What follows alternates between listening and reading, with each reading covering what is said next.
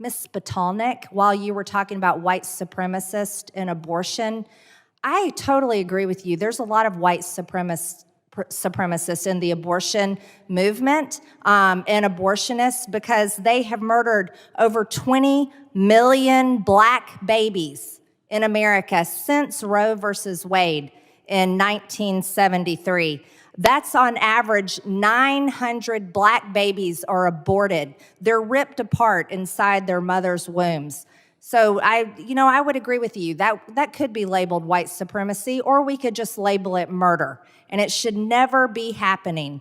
So if you want to talk about white supremacy and the abortion movement, you should really analyze that in your human rights groups that you run as you collect donations from people with your nonprofit. Because I think that is something extremely important to talk about, is the right for those black babies to have lives as American citizens, the right for them to be born, the right for them to be given a chance to live as free Americans instead of murder. You think this is funny, Ms. Spitalnik? Is this funny to you? Is babies being murdered in the womb funny to you? Because you're smirking and laughing at me right now. What's not funny are the black people and Hispanic people and Jewish people and Muslim people who have been murdered in synagogue, in church, in supermarkets, in mosques by white supremacists. Are you aware that all colored people are murdered? That is a fact, that every single color person has been murdered. That's not unusual. It's not just that people of color are murdered. White people are murdered too. Murder is not just for minorities. That may be a shock to you because you seem to dive deeply into all kinds of misinformation and seem to be uninformed yourself. But if you're going to talk about white supremacy and abortion, you need to study very hard about who the targets are. And it's not just black women, and it's not just black babies, it's Hispanics as well. And I think that's important for you to understand. And if you apparently care about human rights and you care about studying extremism, let's have a little talk about extremism, shall we? I think that's important because that's what this hearing is all about. I'd like to inform you, or maybe you don't know, maybe you do know, I doubt it. You mostly care about white supremacists and white-wing extremism. But there's quite a pattern of left-wing violent protests on college campuses today. Ms. Gaines here was a victim of it. Do you support what they did to Ms. Gaines? These trans terrorists chasing her into a room, do you support their movement? I am absolutely sorry that Ms. Gaines felt threatened and unsafe while she was on a college campus, and that's not acceptable.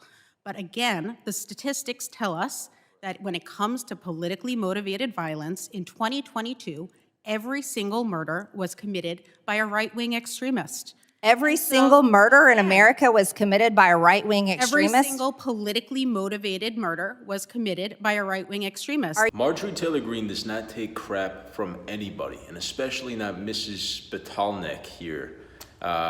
So she started laughing, apparently. It's off screen, but Marjorie Taylor Greene snaps at this lady for supposedly laughing at when they're talking about abortion, talking about how minorities are killed by abortions and how many, what the data is on that. And apparently she starts smirking at that. So you see Marjorie Taylor Greene explode. She's furious. She can't contain herself because this smug lady thinks that that issue is funny. I don't think that it's a good look to be laughing at issues like that.